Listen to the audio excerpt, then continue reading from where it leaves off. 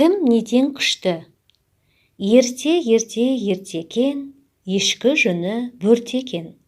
Қырғауыл жүні қызыл екен, құйрық жүні ұзын екен. Мұзға барып қонған екен, жамбасы ауырып қалған екен.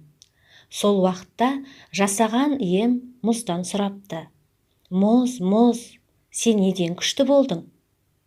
«Мен күшті болсам, күн көзінен ерімес едім». «Күн, сен неден күшті болдың?» «Мен күшті болсам, бетімді бұлт басар ма еді?» «Бұлт, сен неден күшті болдың?» «Мен күшті болсам, жауа, жусан басын көгертпес пе едім?» «Жусан, сен неден күшті болдың?» «Мен күшті болсам, қошақан жермеді?» «Қошақан, сен неден күшті болдың?»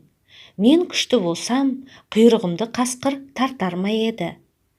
«Қасқыр, сен неден күшті болдың?» «Мен күшті болсам, мерген атып алар ма еді?» «Мерген, сен неден күшті болдың?» «Мен күшті болсам, мылтығымның бауын тышқан қияр ма еді?» «Тышқан, сен неден күшті болдың?» «Мен күшті болсам, ала жаздай жинаған азығымды құмырсқа тасып кетер ме еді?» «Құмырсқа, сен неден күшті болдың?» дегенде ол: «Арқаммен 6 батпан, желкеммен 7 батпан, ауырды көтергендіктен күшті болдым» деген екен.